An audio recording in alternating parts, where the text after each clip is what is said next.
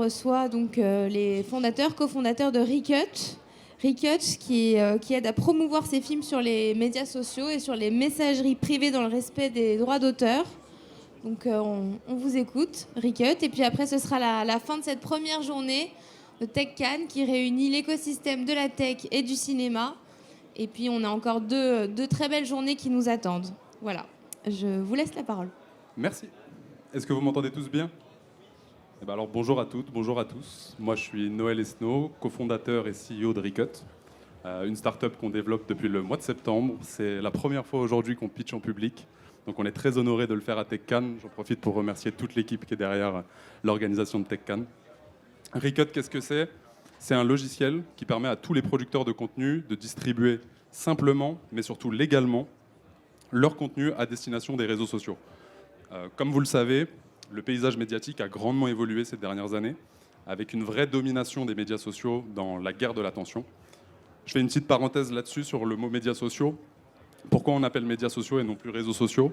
Parce qu'on est passé en une dizaine d'années de réseaux comme Facebook, où on se connectait entre amis pour partager des photos de vacances, où on avait environ une personne qui postait pour 9 qui regardaient, à des réseaux comme TikTok, qui sont ouverts sur le monde. Il suffit d'aller scroller dans les commentaires de chacune des vidéos pour comprendre qu'on vient toucher un public qui est très global, avec pour le coup plus de 50% des utilisateurs qui sont des créateurs de contenu. Cette évolution, elle a entraîné des changements dans le mode de consommation des contenus, mais aussi des changements dans notre mode de découverte des contenus, via la conversation horizontale. Aujourd'hui, moi personnellement, mais je pense la génération qui me suit, on va plus voir un film parce qu'on a vu un trailer ou parce qu'on a vu une affiche dans le métro. Si on va voir un film, c'est parce qu'on a vu quelqu'un en parler sur les réseaux sociaux.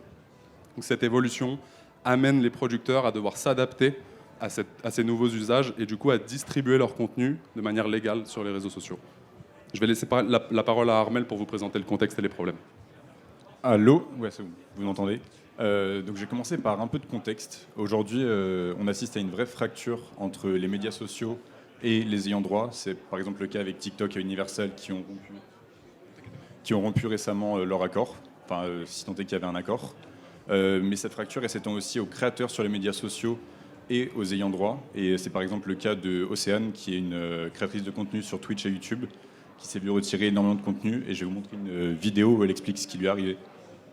Donc ITV, qui sont très gentils, m'a demandé d'effacer les vidéos parce que je n'ai pas les droits d'auteur sur ces vidéos-là. Je pensais que tout se passait bien puisqu'on a passé des mois et des mois à faire ces vidéos sans qu'il y ait le moindre problème. Mais bon, c'est très récemment qu'ils sont venus vers moi pour me demander de les retirer, donc j'ai été un peu surprise, mais je respecte parce que c'est le droit d'auteur et si ça leur appartient, ça leur appartient. Il n'y a rien que je puisse faire ou que je puisse contredire pour m'y opposer en fait. Donc, comme vous avez pu le comprendre, elle avait utilisé des extraits donc d'une chaîne de télévision pour pouvoir les diffuser et faire des reacts dessus. Elle s'est vue striker avec l'entièreté de ses vidéos en rapport avec cette émission. Et donc, elle explique ce qui lui est arrivé. Et c'est le cas aussi même quand, parfois, certains créateurs de contenu ont des droits pour pouvoir diffuser ces vidéos. C'est le cas d'Hugo Décrypte, qu'on a rencontré, qui nous a expliqué qu'il avait donc, des droits avec TF1 et qui galérait quand même à avoir les extraits parce que ça mettait du temps à lui envoyer ou alors c'était de mauvaise qualité, donc il devait quand même les pirater. Donc même les gens qui ont le droit de les utiliser se voient contraints de les voler. Et c'est tout d'abord un danger pour effectivement les droits d'auteur, mais aussi pour la créativité. Donc l'été dernier, il y a une sorte de hit de l'été qui est sorti de nulle part, qui était donc une version IA d'un titre de Gazo et Eus l'Enfoiré qui reprenait la voix d'Angèle. C'est un vrai hit, il a été joué partout sur TikTok, il a été repris par Angèle en concert aussi.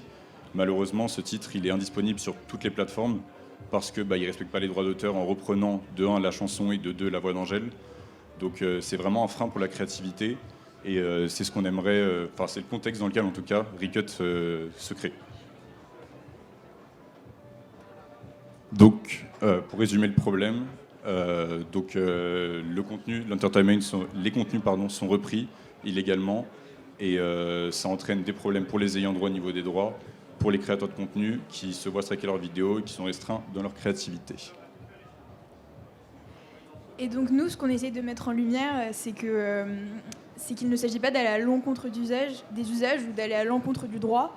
Bien au contraire, il s'agit de réconcilier les deux en adaptant le droit d'auteur aux nouveaux usages.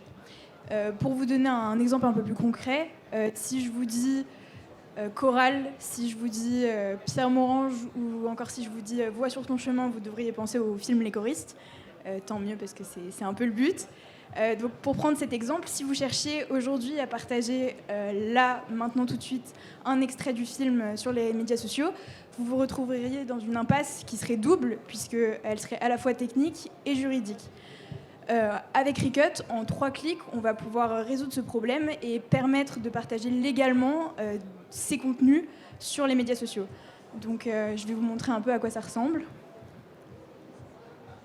Donc voilà, là on va venir accéder sur la page Recut, sur la plateforme, à l'ensemble des contenus qui sont mis à disposition par les ayants droit sur la plateforme Recut.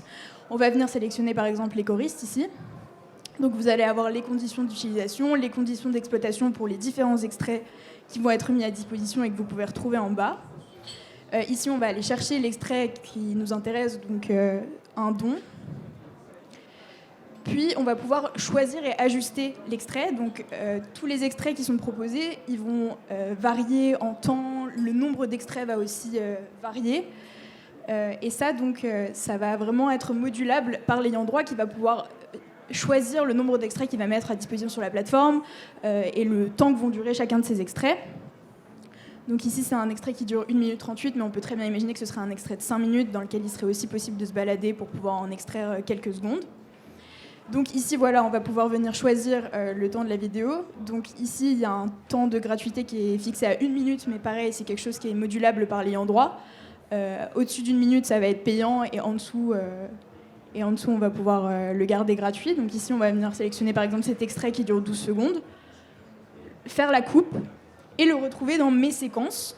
Donc à la suite de ça, on va pouvoir aller dans mes séquences, aller sur la 3e page et le retrouver, et pouvoir le télécharger dans le format qui correspond le mieux au média social sur lequel on va vouloir le partager. Donc par exemple un format vertical qui va mieux s'adapter à TikTok ou à une story Instagram, ou un format carré pour un post classique sur Instagram. Et une fois que l'extrait et la coupe va être téléchargé, on va pouvoir le retrouver dans les téléchargements et le partager absolument sur tous les médias sociaux qu'on veut, ou alors par message par exemple.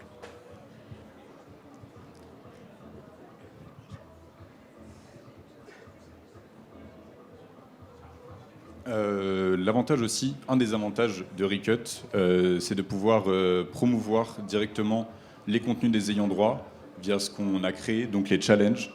On va vous montrer 3 exemples de challenges qu'on pourrait inventer, mais l'avantage avec ce concept, c'est qu'on peut en créer des milliards. Il suffit juste d'être un peu créatif. Donc là, on a sélectionné les 3 prochains films de Pathé. Donc Pathé, qui est un client avec qui on travaille. Et je vais vous montrer à peu près les idées qu'on a eues sur ces prochains films. Donc pour la sortie du film Le Comte de Monte Cristo avec Pierre Niney, ça pourrait par exemple être un edit des meilleurs moments de Pierre Niney au cinéma. Donc on pourrait permettre aux créateurs de faire un montage avec des extraits où on voit Pierre Niney, etc. Les gens pourraient faire des edits qui sont plus ou moins drôles. Et ensuite, par exemple, Pierre Niney pourrait, avec un youtubeur de son choix, faire un react sur Twitch ou sur YouTube et sélectionner le meilleur edit afin de lui faire gagner quelque chose, faire gagner quelque chose au créateur de contenu. Pour Emilia Pérez, donc, qui est le prochain film de Jacques Audiard avec Selena Gomez, on avait pensé à ce qu'on appelle la Creator Card, c'est-à-dire permettre aux créateurs sur les médias sociaux de devenir des nouveaux reporters. Imaginons qu'aujourd'hui, Pathé veuille pouvoir contacter 100 créateurs qu'il considère comme étant talentueux et qui aimeraient travailler avec eux. C'est assez difficile, ils doivent les contacter un par un. Là, on pourrait lancer un concours où l'entièreté des créateurs de contenu pourraient y participer. Et ensuite, soit le public, soit un jury pourrait voter pour les meilleurs. Et ensuite, ces meilleurs-là gagneraient la Creator Card qui leur donnerait accès 24 heures, par exemple, en avance à des extraits sur Emilia Pérez, qui pourrait leur donner accès à une avant-première, une interview avec les réalisateurs, les acteurs, etc. Donc c'est réellement créer le reporter de demain via un challenge. Donc ça incentive les créateurs de contenu à faire du contenu et en faire de plus en plus. Et ça permet aussi de détecter les jeunes talents et de pouvoir travailler avec eux sur le long terme. Et enfin, pour le dernier film, Les Tuches, donc Les Tuches 5 qui sortira 2025, je crois. C'est donc une saga qui est super connue, mais tout le monde ne l'a pas forcément vue, notamment les plus jeunes. Et l'idée, ça pourrait être par exemple de lancer un concours d'édit où les gens se diraient, donc on doit résumer les 4 premiers, on mettrait à disposition les extraits des 4 premiers extraits des tuches, et donc les gens pourraient montrer un résumé, feraient leur résumé à leur manière, que ce soit juste avec les séquences, avec des séquences, avec des sketchs, des reprises, des parodies, etc. Et donc motiver les gens à créer via des challenges, en leur offrant ensuite des récompenses qui pourraient être en allant d'une avant-première, une rencontre avec les acteurs, un prix, un cash prize, une creator card, etc. Donc on peut vraiment faire autant de prix qu'on veut et autant de concepts de challenge qu'il y a de films et qu'il y aura d'idées les concernant. Et excusez-moi. Donc on va aussi vous montrer, pour vous projeter un peu plus, ce à quoi pourraient ressembler les challenges sur la plateforme. Donc ici, je ne sais pas si vous voyez bien, on a un écran où du coup on peut sélectionner différents types de challenges. Donc il y a les choristes avec un edit musical, une création de clip avec Selena Gomez, un edit sur le thème de l'amour, les résumés des tuches, etc. Donc on peut réellement choisir directement les contenus, les challenges qui sont proposés par Recut et donc directement par les ayants droit qui créeraient ces challenges avec nous. Et ils sont tous disponibles sur la plateforme, ils sont automatisés, les règles elles sont dessus. Et c'est pas des challenges qu'on verrait de manière, moins professionnalisée, où ce serait un TikToker qui dirait je vous lance un challenge, où les règles seraient en description. Là réellement on aurait des règles fixes avec les extraits qu'on pourrait directement sélectionner depuis la page challenge, donc les extraits qui sont en rapport avec le challenge, etc. Donc le but c'est réellement de pousser à la création via ces challenges-là et pousser à l'utilisation des contenus via les challenges. Du coup, pour parler un petit peu du marché, nous, Recut, on ambitionne de réunir tous les contenus les plus populaires de l'audiovisuel et des médias sociaux. On a commencé par la verticale du cinéma avec un premier client qui est Pathé, mais aujourd'hui on rencontre des acteurs dans les différentes verticales. Donc ça peut être autant la télé, donc toutes les émissions de TV, tout le cinéma, le sport, mais aussi tous les contenus natifs du digital, les streams sur Twitch ou les vidéos YouTube. Ça représente un marché qui est vraiment énorme parce qu'au final c'est la somme du marché de l'entertainment et des réseaux sociaux. Et notre ambition, c'est vraiment de réunir tous ces contenus sur une même plateforme pour permettre aux créateurs d'aller piocher parmi tout cela et leur créativité. Notre modèle économique, il est assez simple. On a un modèle qui s'approche beaucoup de ce qu'est un SaaS. On avait le premier pitch tout à l'heure qui l'expliquait. Donc on vend, nous, une licence à ces producteurs pour qu'ils puissent utiliser notre logiciel en marque blanche. Cette licence, elle est accompagnée d'une volumétrie. Cette volumétrie, c'est un peu une forme de success fees parce que sur la plateforme, chaque contenu qui est téléchargé, il est téléchargé dans le but d'être partagé sur les réseaux sociaux. Donc c'est un vrai vecteur de promotion. On peut le comparer un peu à un coût d'affichage promotionnel. Et au-dessus de ça, on prend aussi des commissions sur les achats. En fait, chaque producteur peut choisir du modèle économique qu'il veut appliquer sur la plateforme. Donc, comme on le voyait tout à l'heure, par exemple, Pathé a un réel intérêt pour la promotion et du coup à distribuer ses extraits. Donc, va laisser des extraits gratuits de quelques dizaines de secondes. Mais au-dessus de quelques dizaines de secondes, ils vont appliquer un modèle payant sur lequel nous, on viendra prendre une commission. Pour finir un petit peu là-dessus et sur la présentation classique d'une start-up, on veut parler rapidement de nos avantages concurrentiels. Le premier, c'est qu'on est les premiers sur le marché. Aujourd'hui, il n'existe absolument aucune solution globale pour permettre d'automatiser la gestion, la transmission des droits d'exploitation à destination des réseaux sociaux. Ça n'existe tout simplement pas. Il y a quelques créateurs qui arrivent aujourd'hui à le faire en ayant discuté directement en one-to-one avec les producteurs. Mais il n'y a aucune plateforme qui n'existe pour centraliser tous ces contenus et l'automatiser. On a une équipe qui est pluridisciplinaire. Là, on est 3 sur scène aujourd'hui, mais on est plus de 10 à travailler sur le projet, avec des experts dans le domaine du légal. On travaille avec le cabinet Intervistalo, qui est un des cabinets de référence dans le droit d'auteur, avec des partenaires sur la blockchain, avec des partenaires producteurs. Donc on a vraiment une multitude d'expertises qui nous permettent de couvrir tout le spectre de Recut. Et le dernier, c'est l'utilisation pour le coup de la blockchain. Nous, on vient tous de la blockchain. Moi, ça fait 4 ans qu'à titre perso, je suis dans la blockchain et que j'y travaille.